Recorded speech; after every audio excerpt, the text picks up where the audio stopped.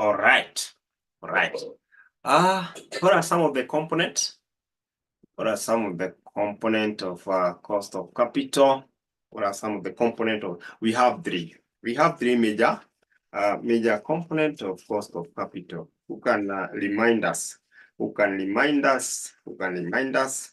Specific component of cost of capital. Specific component of cost of capital. Specific component of cost of capital before we go to what? Our weighted average cost of capital.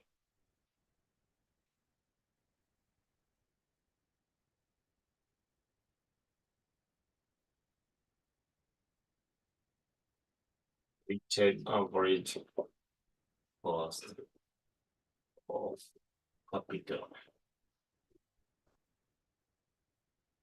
Similarly, WACC. WACC.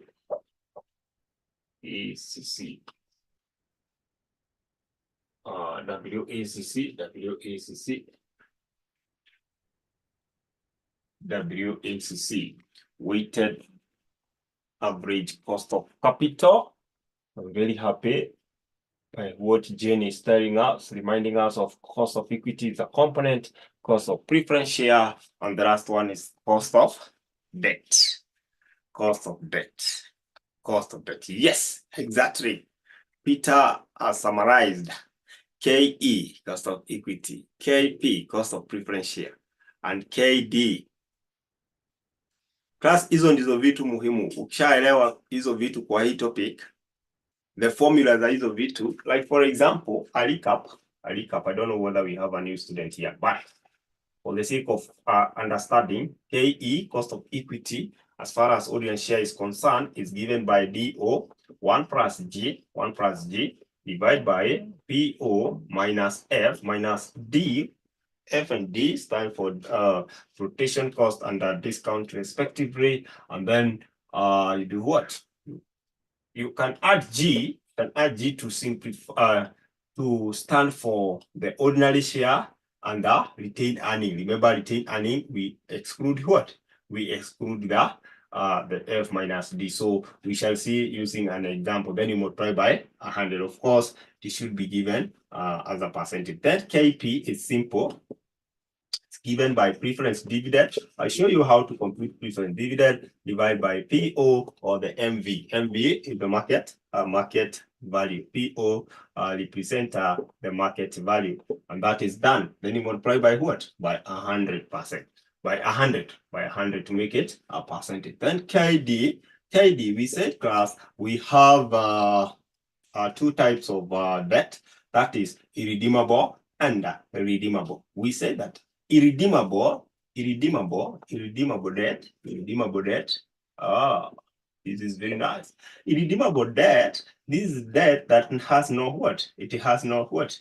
Maturity period. It does not have no maturity period. No maturity period. And therefore it's given by. You can remind me. Interest. This is for irredeemable. Tafadhali, irredeemable. It's given by interest divided by market value or PO, and then somebody will tell you that you adjust for what? You adjust for tax. That is for the cost of debt and the irredeemable. So wakati umeona swali hajataja the period, number of years, 10, 20, 30, 50, like that, know that you're dealing with what? A debt that is not redeemable. A debt that is not redeemable. It goes up to infinity. Then we have the cost of debt as a flotation or discount. KP. Okay, yeah. Sometimes by the way, you will find that the preference share, they can have flotation.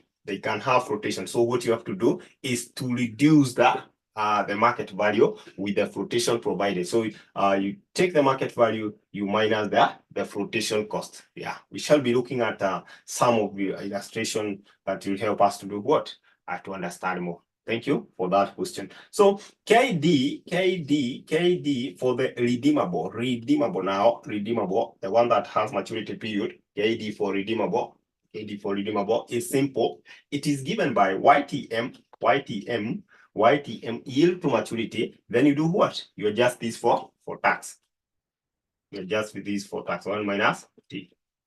YTM. Now, the big thing is to understand or remember how you get the YTM, how we get the YTM. And the YTM, to get the YTM class, YTM, just recapping here, YTM, it's simple. YTM is simple. You get interest. You know how do we computed interest? Then you add, have to have this, YTM, interest. Then you add, what are we adding? 1 over n into bracket, 1 over n into bracket, per value of fair value minus market value, then divide by what? A half of this, but now the sign change. A half of fair value minus plus market value, and then that will be it. Now, this just start for YTM alone. You need to compute YTM alone. Now, if you want to get the KD of that, remember you have to adjust what? For tax 1 minus tax 1 minus. So KD ndio unakuja unafanya nini? Una adjust for tax. So is that recap okay? Is that recap good? Is that recap good? Have you now remembered where we were? Have I brought you to where we were? Have I brought you near? Are we now near to the weighted average cost of capital? Good. Now, that is good. So you have just to understand those. Unaona hizo maformula hizo, kaa ukijikumbusha venye zinaingia. Because once you find a question, hiyo formula tu ndio inafaa kukumbuka. Kishakumbuka hiyo, wewe hiyo swali uko sawa kabisa. Sawa. So let's look at weighted average cost of capital. Weighted average cost of capital. Weighted average cost of capital. You said that I think you had introduced, yeah, we want to look, you say that it is used to calculate the cost of capital whenever we are calculating historical cost. You introduced that, and we were to go to steps in calculating wakaka. Steps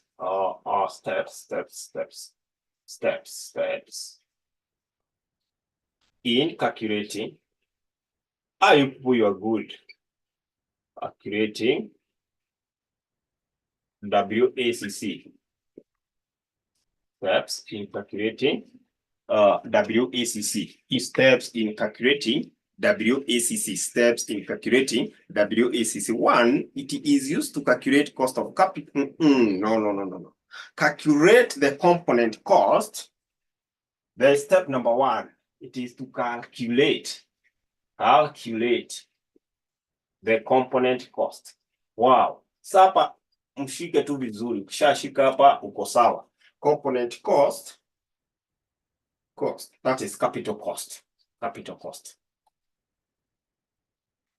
Ya sasa hiyo ni capital cost ya KE, KP and KD. Hiyo ndio step number 1. Step number 1. Unaweza sema IE, easy. Then step number 2, calculate the weight proportion. Step number 2, calculate the weight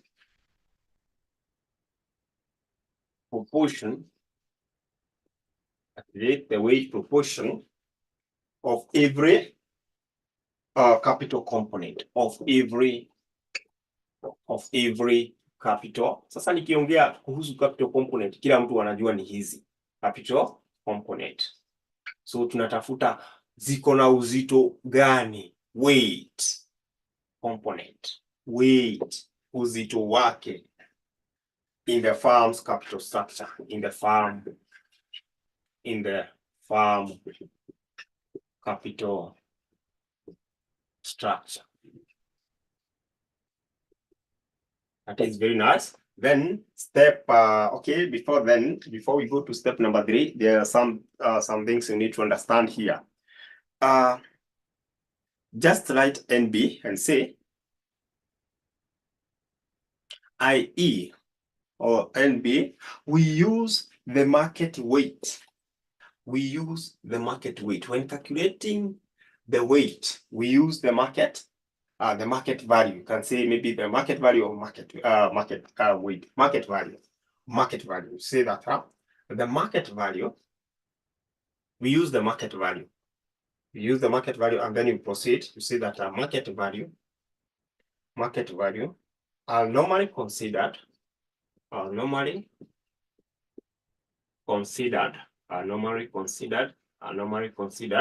market value are normally considered in calculating WACC, in calculating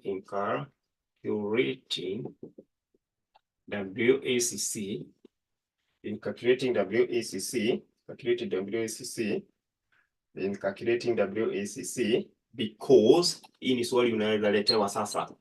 Hapa tunataka tuone sasa majibu. Because of Roman number 1. Why do we use market value? Why do we use market value in computation of what? The WACC. Why do we use market value? The reasons are here. We are going to outline our reasons here. 1, investors acquire their investment. Use is how their investors. I know you people, we have great investors here. You have great investors here. When you acquire your investment, you acquire them at a market value. Acquire your investment at market rate.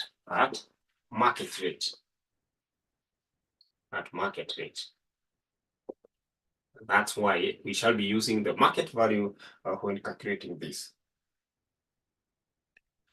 Hence, to review such investment,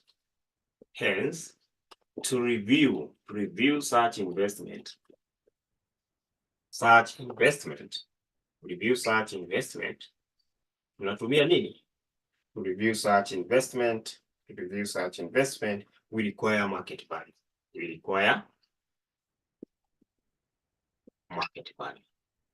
So mtu akikuuliza kwa nini tunatumia the market value when computing the WACC, tell them this investor of the project that you're trying to look at, they acquire their investment at the market rate. They acquire their investment at the market, and therefore, when you are reviewing, you should use what? The same market, the market value. 2, assets used as collateral. Assets. I hope inaonekana. Yes, assets used as collateral. Collateral, unajua kwamba hizi ni kama guarantor. Collateral. To obtain financing, this is very interesting. To obtain financing are always valued at the market value. Varied at the market. I have to adjust kidogo about our camera at the market. So allow me to adjust kidogo. Sasa hapo wametupatia information very, very important. Wametupatia information which is very important. That information means a lot to us.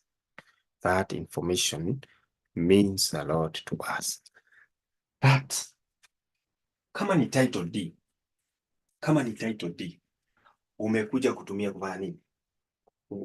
Kushikilia lori yako. We look at shamba ikiwa located mahali fulani inatoka pesa ngapi? What is the value of that? What is the market value of that piece of land? Therefore, if it is worth, remember it should be above anything that you use as a collateral. It should be above. Its value should be above the amount that you are taking, you are borrowing, right? Therefore, we look at the market value of that asset. Then 3, we have 3. The optimal value, Roman number 3, the optimal value, the optimal value, the optimal value, the optimal value, the optimal value are always historical value. Are always historical value. The optimal value are always historical value. Are always historical value. Are always historical value. Hence, it will be more realistic. Historical value. Hence, therefore, hence, it will be more realistic. It will be more realistic. It will be more realistic to use market value. To use MV. Tandika MV hapa. MV. To use market value. To use market value. So class, the three are important. The three are important. Wakati mwingine examiner atapatia theory 3 marks or 4 and ask you, why are market value used when calculating the WACC? WACC. Tell the examiner, because one, investor acquire those investment in market rate. Then the assets used as a collateral, they are obtained to obtain finance, are always valued at the market price. You see, the market value. And then the optimal value are always historical value, and hence it will be more realistic to use market value. We together? Are we together? Remember, that was just under step number 2. Ndio tumepause kidogo and then twende step number 3. Tuko pamoja hadi hapo? Kwa pamoja. Nataka tuelewane vizuri. So we go to step number 3. Step number 3. Step number 3. Step number 3. Okay. All right. Step number 3, to then you multiply the component cost with their respective weight. Multiply, this is 3.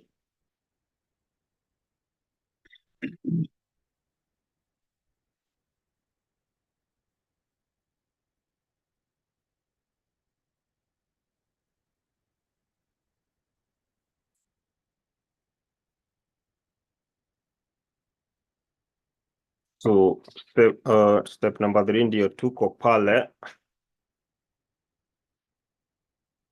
Tuko step number 3 sasa. Good. Step number 3. You were told you multiply the component cost. You multiply the component cost. Component cost. You multiply the component cost. You multiply the component cost. You multiply the component cost with their respective weight. With their respective weight. Their respective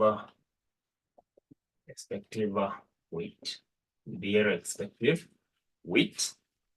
Their respective weight to get the weighted component cost. To get the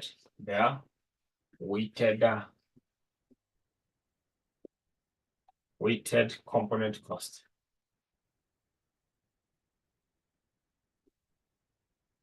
Weighted component cost. To get the weighted component cost.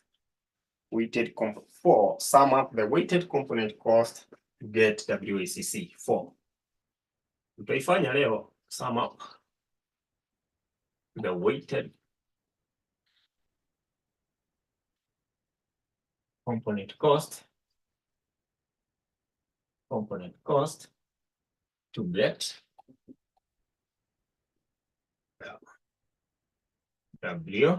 WACC. Wow.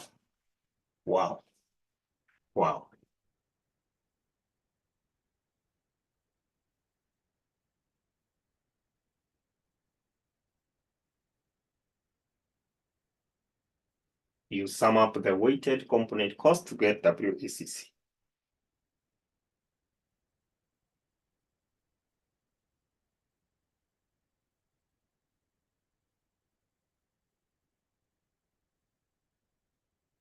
Okay. So the four are important. So let's look at an illustration.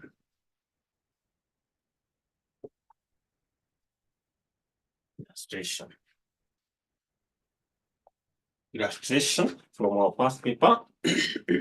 From our past paper.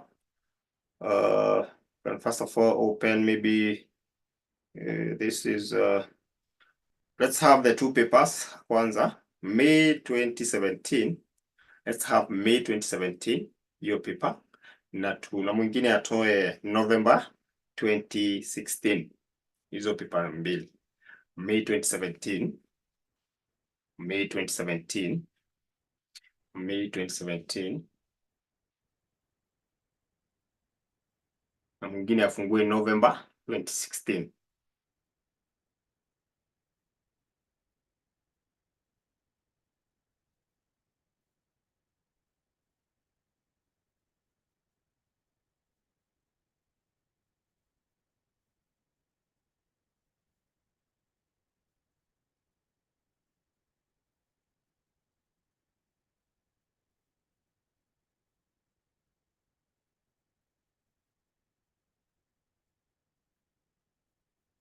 So I'm sharing May 2017.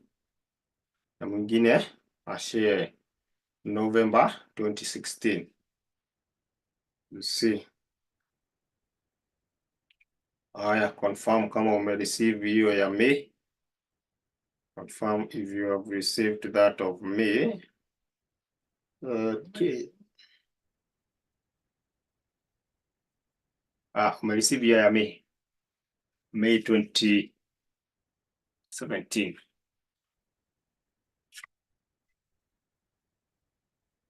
I hope you have received that of May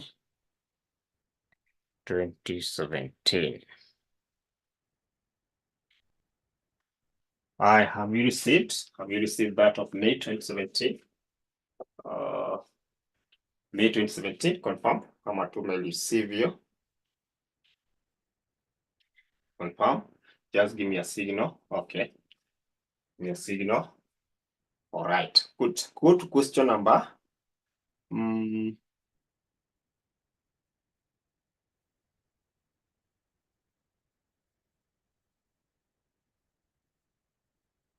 Okay, if you look at the theory mtafanya 1 A and B, hiyo mtafanya. I can see somebody has associated the other one. Let's go to part C. Let's go to part C. Look at question number 1C. Question number 1C. Question number 1C. In fact, I'll do it on this side.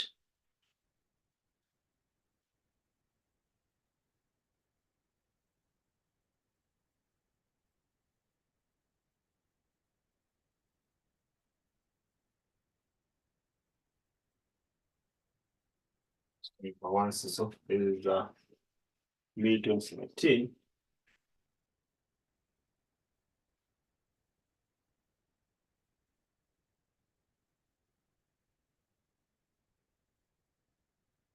May 2017, question number 1C.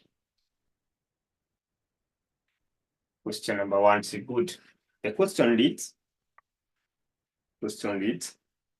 that Upendo Limited's existing capital structure is given as follows.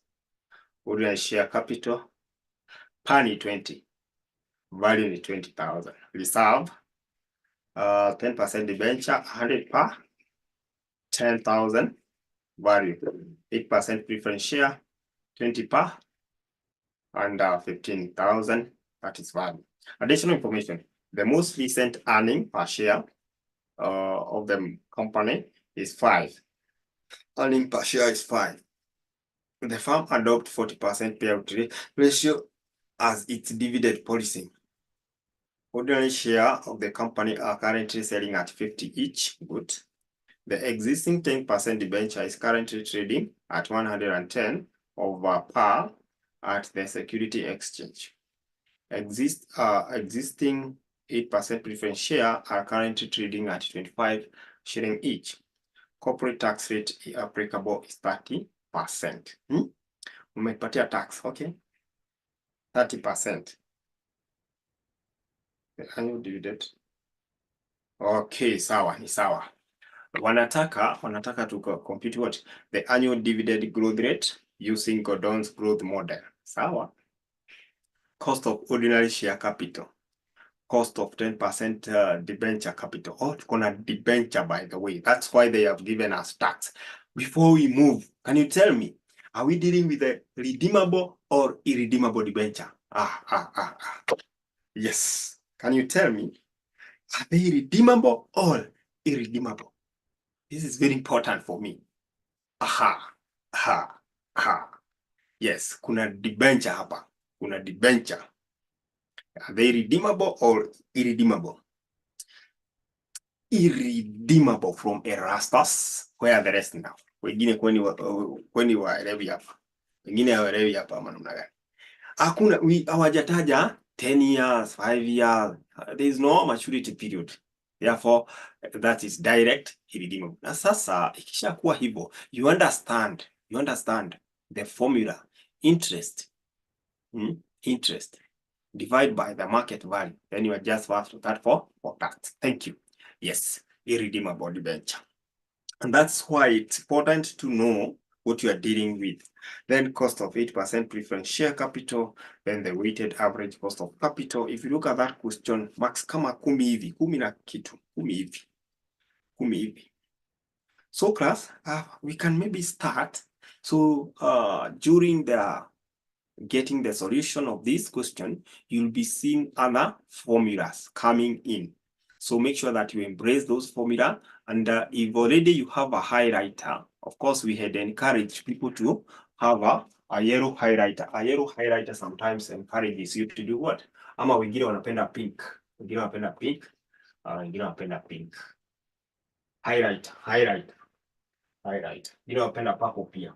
So if you have a highlighter, please make sure that you highlight this formula that will be coming in. This formula that will be coming in as we proceed. So in this case, I want us to find growth. Kwa sababu bila growth, kumbuka, hatuwezi tafuta KE. Kumbuka KE iko na G ndani yake. Nakumbuka ile KE, cost of capital. So without growth, we cannot be able to proceed together. And that's why they want us to do what? To compute the annual dividend growth rate using Gordon's growth model. Don't get scared for what they are telling you to use. It's just simple. So it's just say a G will be given by very nice formula here. Very nice formula here. G will be given by very nice formula here. I want you to get this formula and highlight it. Just highlight that formula.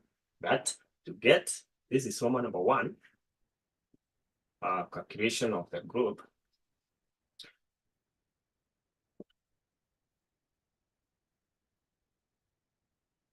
The growth tulisema inakuwa represented by G.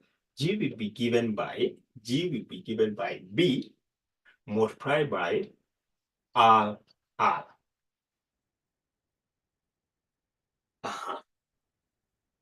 This one, G, will be given by B is lowering. Multiplied by retention ratio.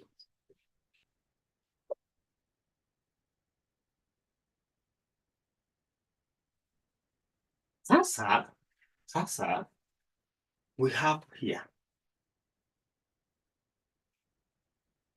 ROI is our B. RR is our retention ratio. Retention ratio, we get it after knowing the payout ratio. From the question, additional information, what our payout ratio as a percentage? The payout ratio as a percentage. Hapa sasa, just to check what you have. What was our payout ratio as a percentage? 40%. So what is our retention ratio? What did we retain? We paid dividend 40% from our profit. What is our retention ratio? Tuli retain ngapi? Hiyo ndio meaning Hiyo ndio 60%. Thank you. Kwani wengine wako wapi? Yeah, thank you so much. Thank you so much Elasta. Thank you Masi. Yes, the retention ratio already sasa tumejua itakuwa ngapi? Itakuwa 100%. Retention ratio RR will be equal to 100% minus 40%, which will give me 60%. So already hiyo niko nayo. Sasa kazi iko hapa. We get our return on equity. Return on equity. For the person who is joining, we are under this topic of what? Capital structure decision. Under this topic of capital structure decision, we're looking at a question that was tested in May 2017. May 2017, of course, question number 1C. Good. Having known that, having known our retention ratio, we want to move forward. We want to move forward and compute our ROI, our B. Remember, this is return on equity. Return on equity. Return on equity. So the return on equity, nani anaweza nipatia formula ya return on equity? Our shareholder. What is the ratio? What is the ratio of our shareholder? Ni nini wanagawana? Hivyo ndivyo unajiuliza. Return on equity. You have invested in a certain circle. What are you expected to get? Return on equity. What will be our return here? Return on equity formula, of course, they will be dividing what? Sharing what? The net income. So itakuwa given by net income divided by what? What do we divide by? Shareholders' equity.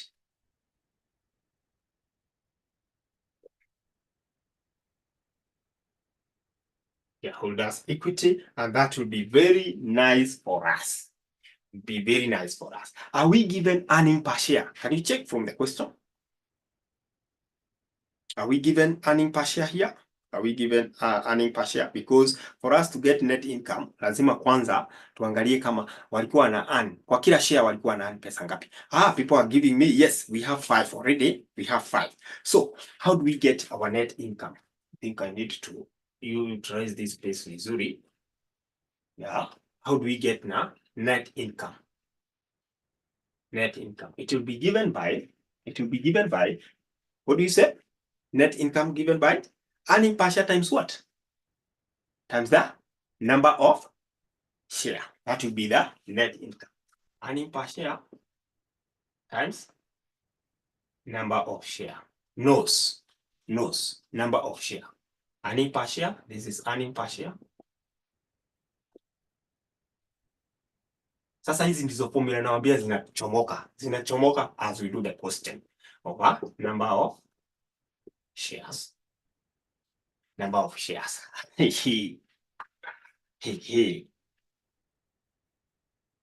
Hii swali examiner alikuwa ameshika hao watu mateka kabisa. Shaisikia kushika watu mateka because you have to be able to understand how you do get number of share. So class, as for you can give me the number of share. Nyinyi mnajua because I told you kuna vitu tatu niliwaambia kwamba you cannot go to FR class ama FM class bila kujua how number of share, then number of share, value of share, and power value. If you remember this, you are safe. If you don't remember this, there is a problem. Can you people give me the number of share here so that I get my net income? I need to get my net income. Give me the number of share. Already I have my par. Number of share napewa 100,000. Okay, 30 eliminated. Let's eliminate the 30. People are giving me 1,000. Rastas 1 million. Yes, okay, include the remit, but let's just remove the 30. So people are giving me 1 million. 1 million of which is 1,000. Since we have the value of share and we have the par value, you take the value of share divided by what? The par value. As simple as that. Please, hizi tatu. Ukienda kwa hiyo mtihani tafadhali, if you don't know this, tafadhali, prepare vizuri. Prepare vizuri for the next.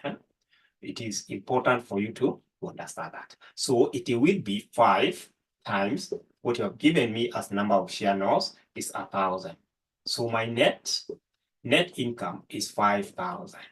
What am I remaining now? Shareholders' equity. What is the value of our shareholders' equity? See, you already tuko now, by the way. Shareholders' equity sasa. Okay, Princess anasema to pardon. Princess, value of share. Angalia pale tuko na the ordinary share. Ordinary share ndio inatusaidia hapa. Ordinary share. What is the value of our ordinary share? Value ni what do we equate to our ordinary share? Hiyo ndio value we are giving our ordinary share. Whatever, 20, given us 20 what? 20,000. Can you see 20,000? Just look at ordinary share. 20, ordinary share, Princess, are you there? Can you see 20,000? That is our value of share. 20,000, 20,000. Then, in the bracket, wewe unapewa, whatever that you're given there in the bracket, hiyo ni per value. Per value, na wametuambia ni mbao. Per value ni 20 shilling per share. Now, if you want to get the number of share is equal to your value of share divided by what? The par value is 50. That is how people are getting 1,000. Are we together, Princess? Are we together? We together. So the shareholders equity, sasa tuko nayo hapo kama 20,000. That is our shareholders equity, 20,000. So we are able to get our ROE. Our ROE will be equal to our net income divided by shareholders equity, which is 20,000. So itakuwaje? In fact, now this one we will express it as a percentage. Wengine wataiacha as a whatever. What will be? Pardon, net income formula. Net income formula, Margaret, just write and say net income is given by earning per share multiplied by number of ordinary share. Yes, it's been given 25%. 25%. So that's our that is our ROE. That is our B. That is our B. 25%. Now, can we get our G? Niambia kwamba hii formula ni muhimu sana. Can you get G for me? Now. Get G for me tafadhali. Get G for me. Get G for me. Margaret, I hope tuko pamoja sasa. Get G for me. Everyone is now getting G. Once we get G, we are good. We are good now. We are good. G for me. Get G for me. Haya. G ni 15% from everyone. Aha. G kupata ni rahisi. B is 25% times 0.6. Unaona? Na hizi ni za percentage. So, inaona watu wanipatia 15% because my retention ratio was this, which is 0.6. So our G, now we have it. Sasa mimi nikiwa na hiyo G, I'm good to go. I'm good to go to Roman number 2. I'm good to go to Roman number 2. I want to compute what? The cost of ordinary share. Cost of ordinary share. Sasa. Hii cost of ordinary share itakuwa ngumu kwangu kweli? Cost of ordinary share itakuwa ngumu kwangu kweli? Hapana, haiwezi kwangu. Nilisema kwamba it is KE given by DO. DO. 1 plus G, sawa, divide by PO plus G. In that case, hapa hatuna mambo na flotation. Ama hivyo. Do we have flotation here? Do we have discount? Do we have these things? Tuko nazo kweli. Mission. Ama hivyo. Mwalimu, so that's Gordon model formula we have used there, right? Yes, exactly. Now, that's Gordon method. Using Gordon method. So, hii tutaipata kwa dividend decision. Unaona sasa hapa inatuonyesha how the dividend are shared. Dividend payout ratio, and so then we get the retention ratio like that. You get? Yes, we have used the Gordon method. Asante. So, this is our formula. We don't have rotation hapa, hatuna discount. What we don't have plus is our DO. DO tulisema ni current dividend. Current dividend. Whatever that we have here, it is what? The earning per share. So how do we get the current dividend? Oh, how who can guide us here? What do you think we shall do to get the current dividend? Current dividend. Tuko na earning per share. Current dividend. Si sasa ni hiyo earning per share times the payout ratio wenye wana. Simple, as simple as that. So to get the current dividend when given the earning per share, you just take the earning per share times what? The payout ratio. So our DO will be, I don't know whether it's not visible. I have to adjust it, or I just use here to divide by DO. DO will be given by EPS times payout ratio. In another formula. In another formula, imekuja. In another formula that you need to use your highlighter. By the way, how many people bought the highlighter? Kwani highlighter pesa ngapi? Sinimbao. Okay, ukinunua na lite wanakuuzia 50. But if you buy 6, ukishikana watu 6, ununue hiyo ka packet ya 6, unauziwa 50.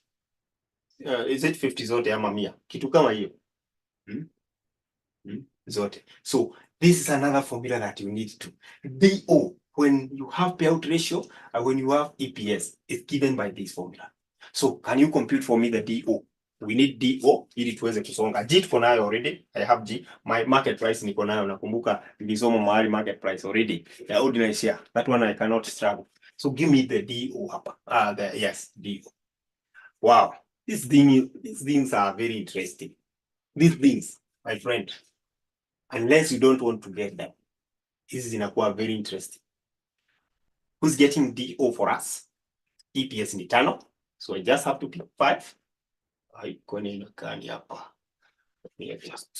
don't even need to adjust my board. Just have to rub here. What is our DO? What is our DO?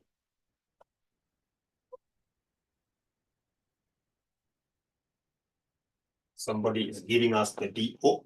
Napewa 2. So DO simply watu wanafanya hivi, DO yetu is equal to 5 times 0.4, which will give you 2. Shilingi mbili. Now let's get the KE. KE will be equal to 2 into bracket 1.15. Of course, this is my whatever. Divide by PO. What is our PO? Market value and the ordinary share. Enda tu kwa swali additional information usikize wenye examiner anasema. What is the market value? Additional information number 3. Angalia. Ordinary share of the company are currently selling market value at what? 50. So tungekuwa na nini tungetoa, but sasa hatuna, tunaweka tu 50 plus our what? 0.15. Of course, whatever that you get there, you put it as a percentage. Times 100. So what is our KE? Remember, sasa hii ni step unafuata pole ili tuweze kupata wakaka. Our objective here is to get to wakaka. Haya. Can you give me my KE? Kwa nimemalizana na KE. Mwingine ataiacha ikiwa in decimal, mwingine as a percentage. That's okay. We'll align to the same thing. KE ni ngapi? 19.6%. Thank you, and thank you so much. Thank you, Erastus. Thank you, Edward. Asante. Then we go to Roman number 3. Roman number 3 wanataka cost of debenture. Hii tafadhali, mimi nataka niwapatie hii mfanye jameni. KD jameni, we say that this is irredeemable debenture. Tafadhali. Irredeemable debenture. It has no maturity period. Please attempt. I know you have 2 books. That one we agreed when we were starting the semester. You have 2 books. For the other book, tafadhali, hebu jaribu compute hii. Pima akili yako sasa. Jaribu compute hiyo. So unakupatia dakika ngapi? The 3 minutes. You try to compute the KD and KP. Hebu jaribu. Uko na formula, uko na kila kitu. Just try. Wengine wako wapi? Wengine wako wapi? Where are the rest? Where are the rest? Can you give your answer there? You give your answer there. This is very good. Where are the rest? Can you give your answer? Can you give your answer? Wow. We say that KD for the irredeemable is given by interest over PO. And then remember this one, you adjust for tax. 1 minus T. 1 minus T. Let's see whether Oriv has it. Let's see whether Oriv has it. Oops. So if we have first of all to check what we have here. I can see we have 100 as our power. 6.4 KP. KP. Really ametupatia 6.4 KP. So our interest rate in this case is 10%. So you just take 10% of 100. 10% of 100. That will give you what? The interest. And then we are told there additional information is PO same as MV. Market value is PO same as Terry ameuliza swali nzuri pale. Wacha tuone our CO, our PO, our market. Yes, ni market value. Hiyo ndio market value. Na tumeambiwa ni 110% of par. So si itakuwa 110. Kwa sababu if it is 110% of 100, si hiyo itaremain kuwa hivyo, and then we adjust 1 minus 0.3. 1 minus 0.3. So this will give us what? So basically here we'll be having hapa tutakuwa na ngapi? 10% of 100 itakuwa 10. Divide by 110 times 0.7. Unapata ngapi? Haya. Wacha tuone sasa wenye walipata hiyo KD. What is our KD here now? As simple as that.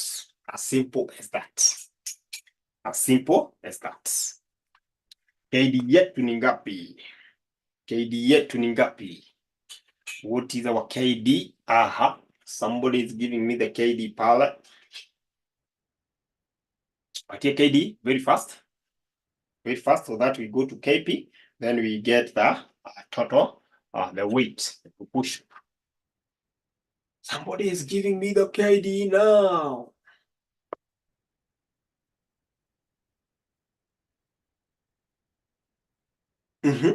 Calculator zetu. Engage your calculator. Just engage your calculator to save on time. 10 out of, so ni kama 1 over 11 times. So it is 6.4%. 6.4%. Asante. 6.4. 7%. Angalia this is 0.7. Angalia vizuri hapo 6.4%. So then we go to the fourth thing is a cost of preference share, as simple as it is. Cost of preference share.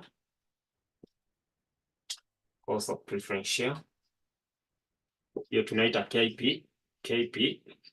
So KP ni rahisi pia. KP, it will be equal to the preference dividend, and to get our preference dividend tunachukuaga the 8% yenye tumepewa pale times par value times par. I think hapo ndio watu wamekosea, times par, but nimeona kuna mmoja maybe amepata times par divide by what? Divide by the market value. What is our market value of preference share?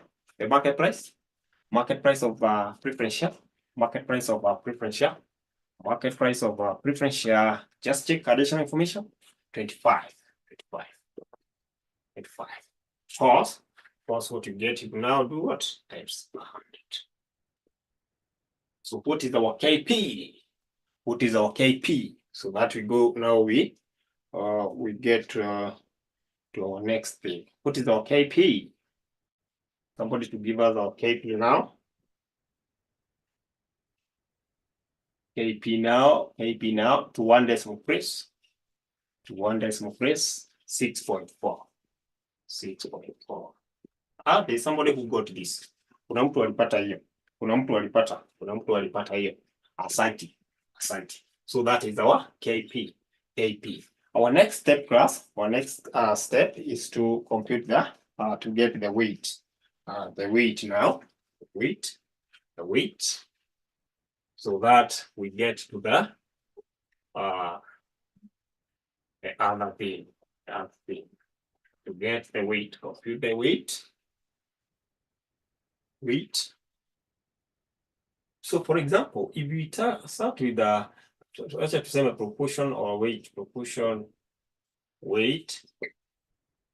If I look at what we have here, ukiangalia what we have here, we have ordinary share. By the way, mbona hamjaniuliza, mbona sijaguzia kitu kama reserve na nini? Why haven't I used the reserve? Why haven't I used the reserve? Why haven't I used the reserve?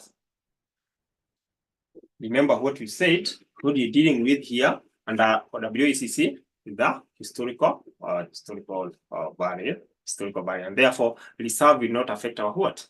Reserve will not affect our WACC computation. So hiyo itatumika kwa WMCC. So I have ordinary share here. Ordinary share. Remember, I want to get the proportion. Ordinary share, and I have debts, debenture. I have debenture hapa. And the other one, I have what? What else do I have now here? I have preference share.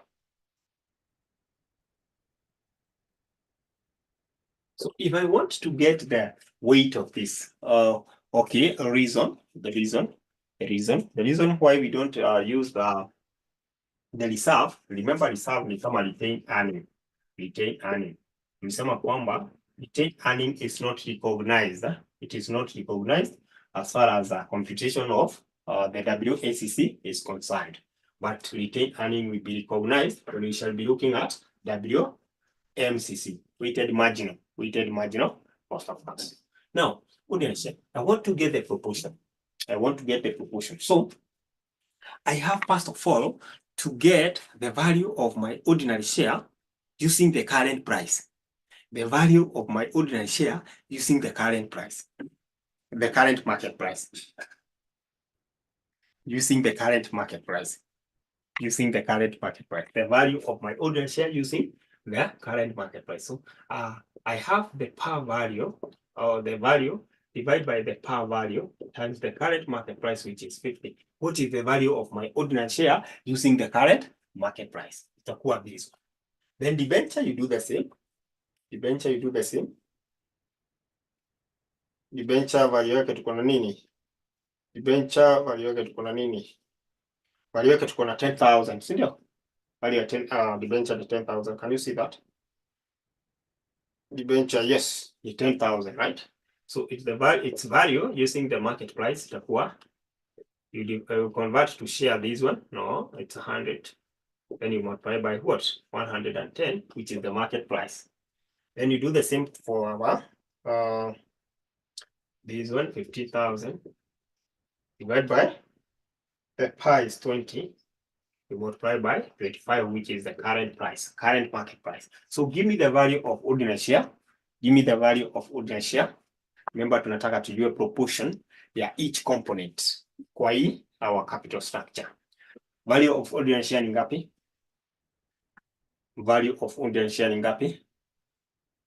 5,000. Is it 5 or 50? Ni 5 ama ni 50? Ni kidogo ama ni mingi? 50,000, right? Hii ni 50, eh? What about hii? Hii tutoe hii na tutoe hii. Itakuwa 11,000, eh? Nipatie hiyo ya hapa ya preference share. Preference share ni ngapi? Value ya preference share, somebody. Preference share value ni ngapi? 18,750. 18,750. Somebody who can remember the concept of getting proportion. If I want to get the proportion of something, I have, first of all, to get what is the whole thing? What is the whole thing ikiwa yote ni ngapi?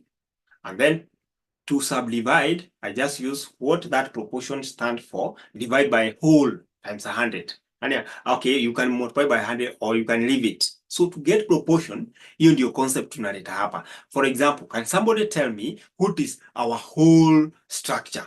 What is the value of our whole structure?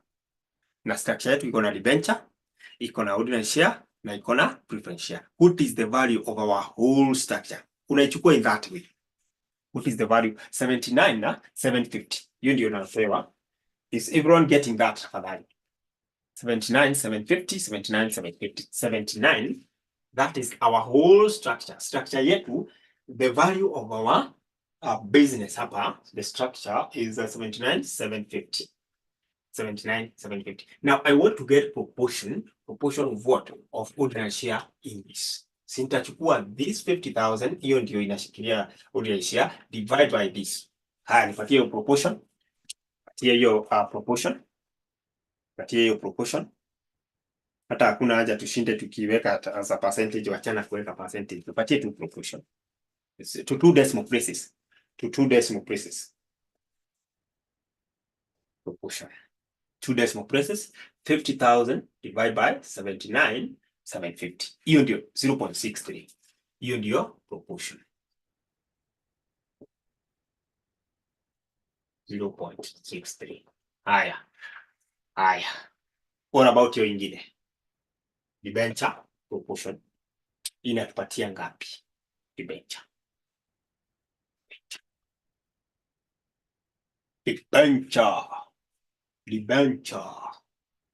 What is the proportion in our structure? Debenture inasimamia kiwango gani? 0.14. Haya. What about preference share? Asante. Preference share inasimamia kiwango gani?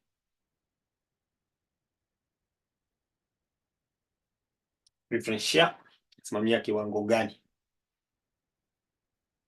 0.24. 0.24.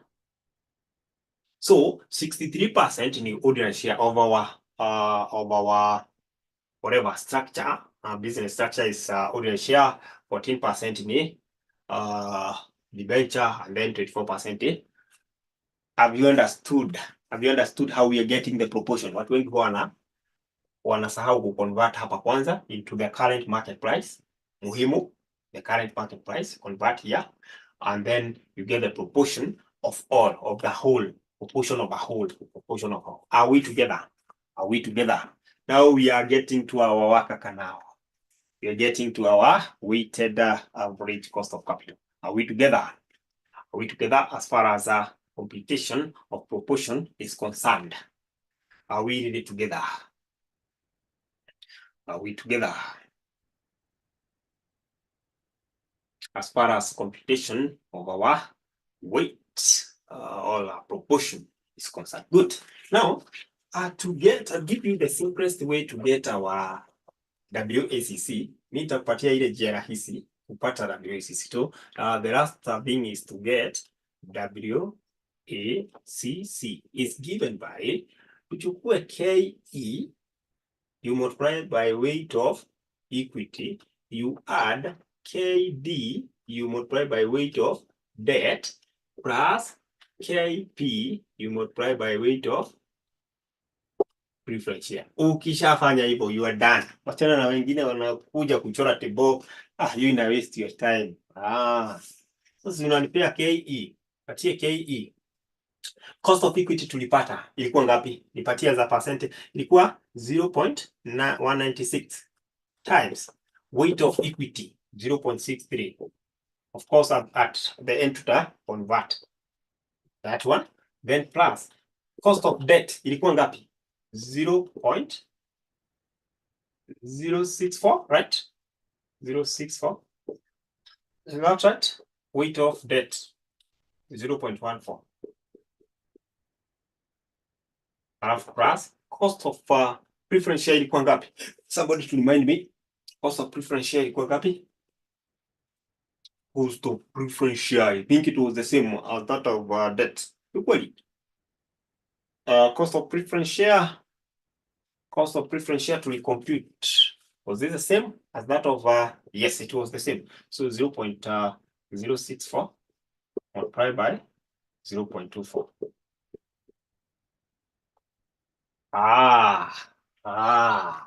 Give me this. Ya kwanza hapa hapa. Tia hiyo. So hii pia wale watu wa highlighter mimi ningetaka kujua wenye wako na highlighter hapa. Highlighter. During my time hiyo ilinisaidia sana. So from experience I know that. Sasa nikishaweka hivi hii formula hivi, wakati nime highlight yellow ama whichever color that you like, wakati una revise, my friend, hii picha inaingia kichwa vizuri. Okay, give me this.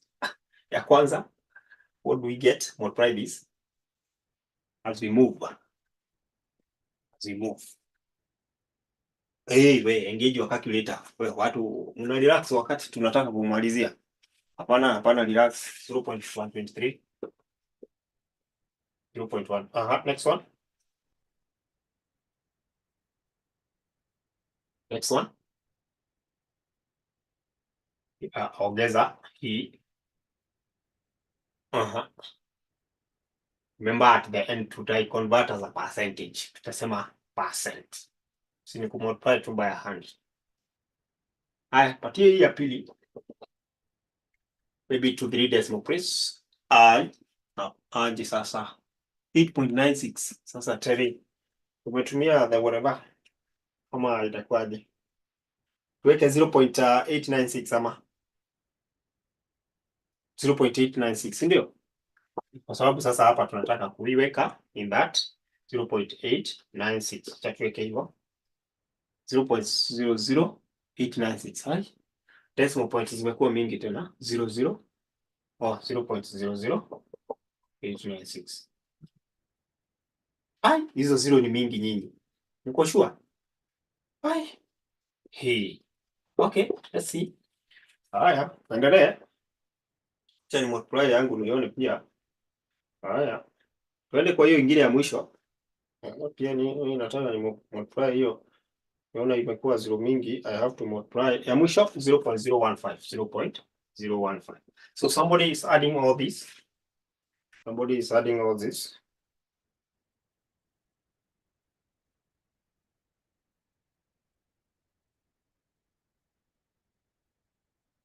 Yeah, that's okay. So add all this, and that will be our wakaka. So plus.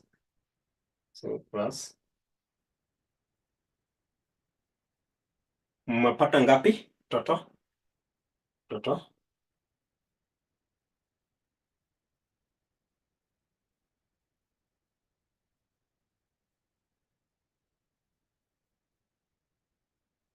Mmepata 14.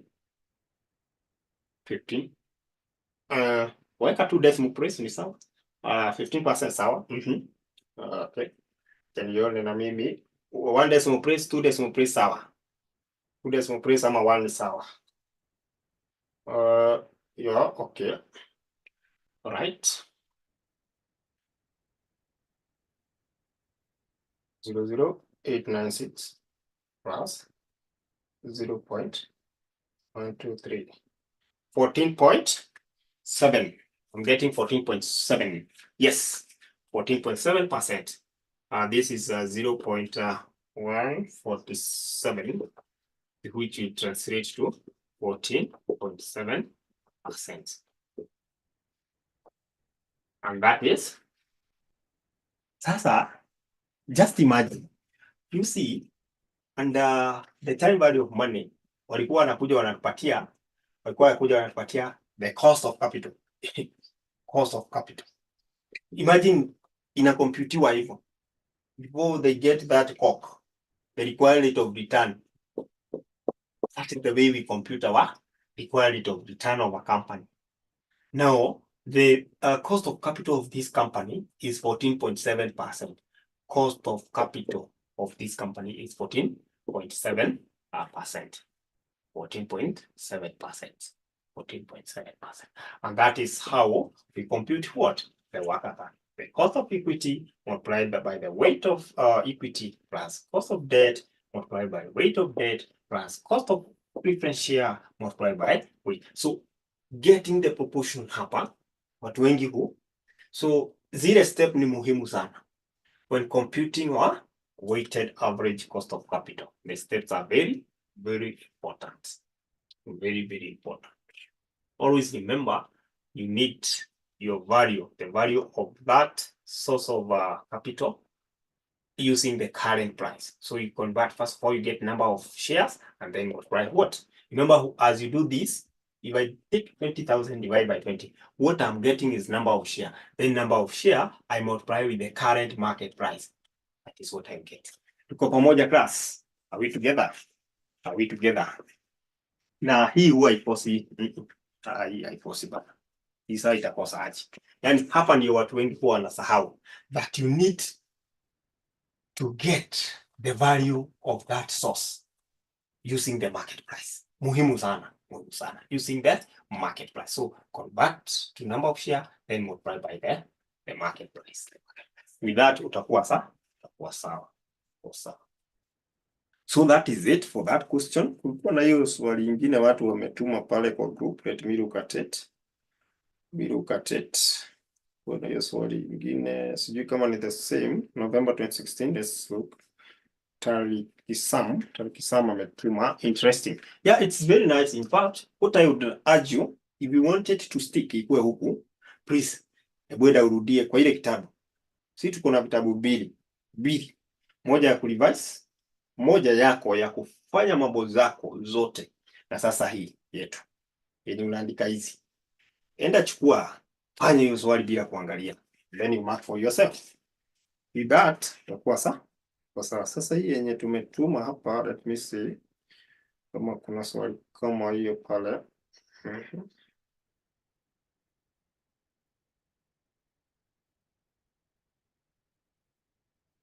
Hii 2016 kulikuwa na swali kama hiyo kweli hapa.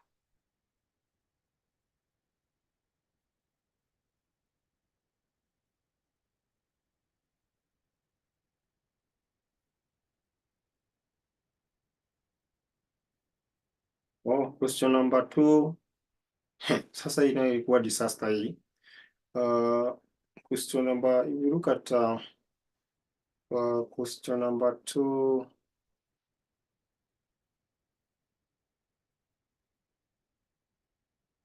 Question number 2 boy. If you look at question number 2B, yes. If you look at question number 2 boy, you can see what we have there. Tuko na reserve pale, wanapatia total reserve. Wanataka nini? WACC, yeah. Tunataka WACC. Question number 2 boy. Alright. Hiyo swali tuko dakika ngapi sasa hivi? 10 minutes. 10 minutes. Na swali iko na marks ngapi? 14. It's almost a complete question. The possible solution to a diverse selection. So tulisema kwamba ukipatana na theory, you just do that theory. When you get theory, you just do it. Just do it. Regardless. We enda Google, tafuta answer, jaribu ku understand. Today we want to ask people, by the way. Theory mmemaliza hizo topic 3. Nani amemaliza? Wale wamemaliza topic zote 3. Ni kitu kidogo concept ndio nataka ushike kwanza. Then we shall be looking at it. Tutaipitia sisi wote. Tutakuja tu hapa to discuss. Mwalimu aketi to discuss. Yani I just share as we discuss together. Because theory we have just to understand. You need to understand. Haina formula kama zenye tunaweka hapa. Nani amemaliza topic kupitia na ku make some short notes za topic zote 3? Somebody, wale wa 3 zote. Waanze 3 zote. 1.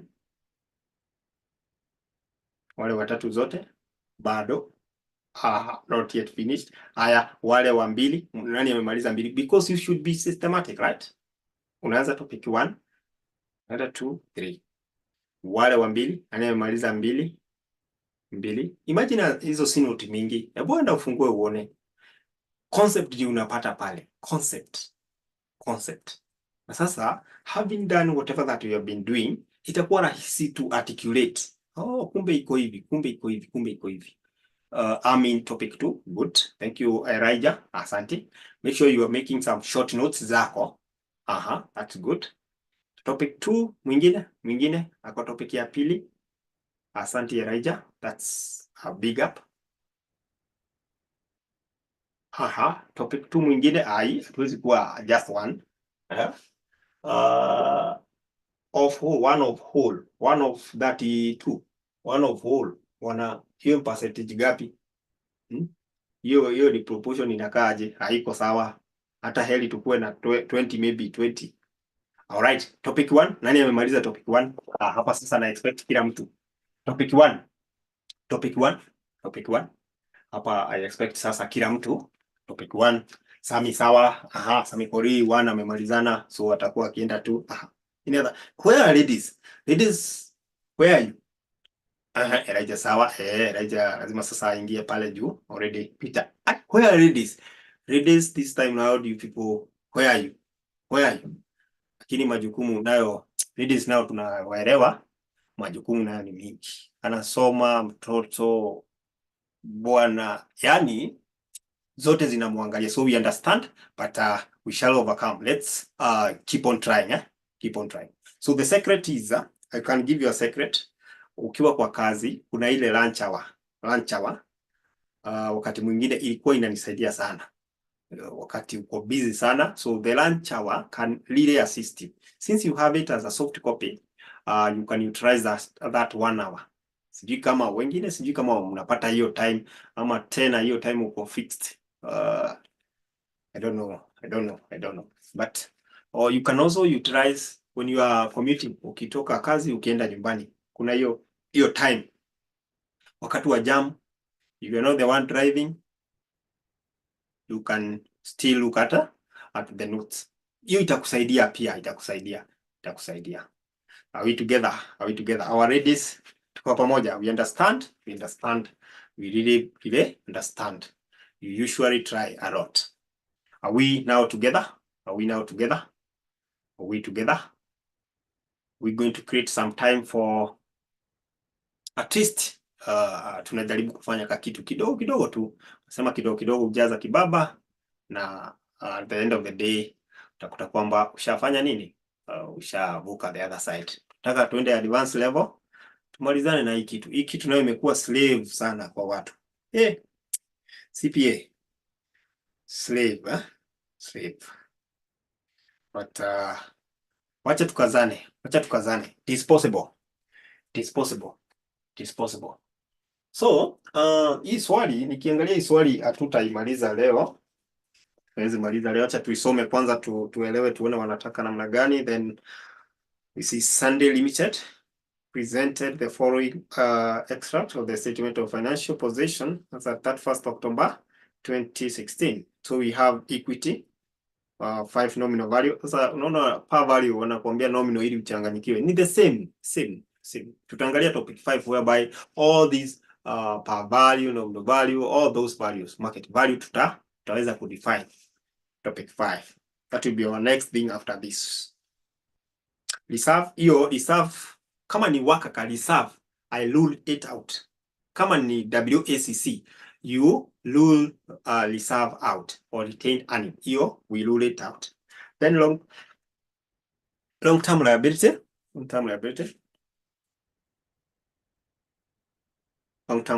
Then we have 4% preference share, 1 nominal. So hapo hakutakuwa na change.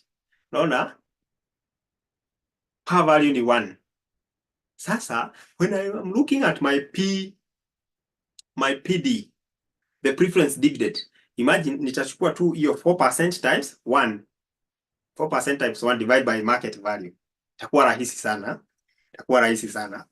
Haya, let me see the other one. Tunataka crack hivyo, so that utaenda ujaribu tuone itakuwa namna gani.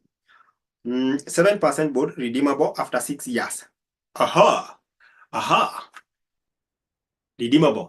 So Is it a redeemable or irredeemable? In fact, hapo washakwambia ni redeemable. So YTM inakuja to place. That is redeemable bond. Umepewa the period. Pewa the period. Then long-term bank loan. Long-term bank loan. Long-term bank loan of 200,000. Long-term bank loan of 200,000. Hiyo sasa haina anything, haina any percent. Question? Yes, ask. Okay. Princess, you can proceed. You can proceed with your question. I can as well unmute you, but on your end, probably you're not in a position. Number 2B.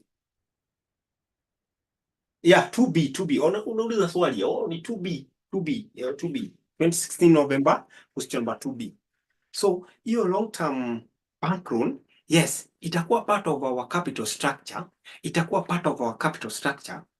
But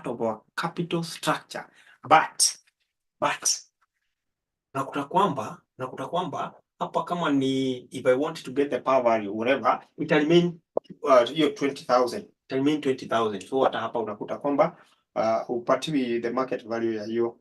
Unapatiwa market value kweli? Bank loan, umepewa information ya bank loan pale chini number 5. The bank has a variable interest rate that has averaged 4% per year in recent years. Sawa. So ordinary share of suddenly have ex-dividend market value of 47 per share, and the ordinary dividend of 3.63 per share has just been paid. Ordinary dividend. The following dividend have been paid over the past 4 years. Hii swali inahitaji time yetu tuiangalie vizuri. Dividend hizo. Then the preference share are not redeemable and have an ex market value of 40 cents. 40 cents per share. The 7% bond is redeemable at 5% premium to its nominal value of 100 per value. Bond have an ex interest market value of 104.4. So hiyo swali inafaa tuiangalie vizuri. Kuna some of the things that we need still to hammer in. Like to get maybe our current dividend, the way you get our current dividend, we shall have another format to get the current dividend using the additional information number 2. And then we are expected to do what? To come up with the weighted average cost of capital and then explain the 4 reasons why the cost of equity could be greater than the cost of debt. Higher 4 reasons. By the way, ukiangalia cost of equity, it's always higher than the cost of debt.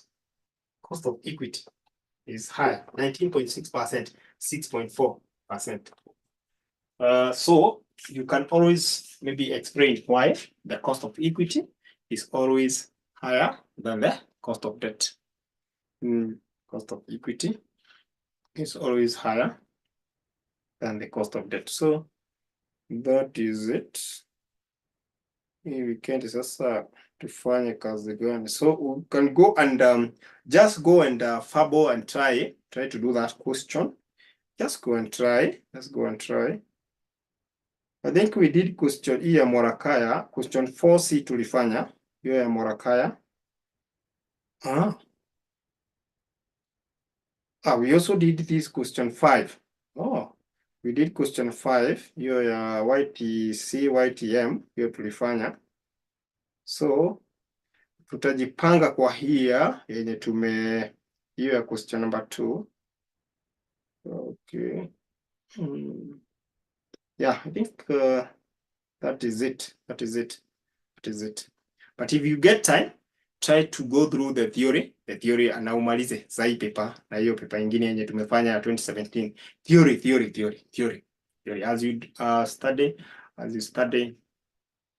So hii weekend, hii time tunapatia watu kuweza kufanya nini? Kukua at par. Wale wageni wameingia, make sure that you are at par so that next week sasa kila mtu atakuwa mahali tuko na tutakuwa sawa. So this weekend hatuna anything that we are doing. We don't have class tomorrow. No. Wacha watu wafanye nini? Watu wasome. Be at par, finish the notes, finish making the short notes for topic 1 to 3, so that by next week Wednesday I can share now the other theory notes, so that at least you're able to know to do what, to cover these things on time. Otherwise, class, allow me to stop it at that point, but I give you time to do what, to go and search. Hebu enda uangalie swali lingine yenye haina hizo marks dividend na nini, kwa past paper sasa uko nazo zote. Angalia swali na kai na tuma kwa group watu wafanye. I'll also look at a question that has all this. You attempt during the weekend. Otherwise, asanteni sana. Allow us to end our lesson at that point. Na Mungu awabariki. So goodbye. Unless kuna swali. Asanteni. So for the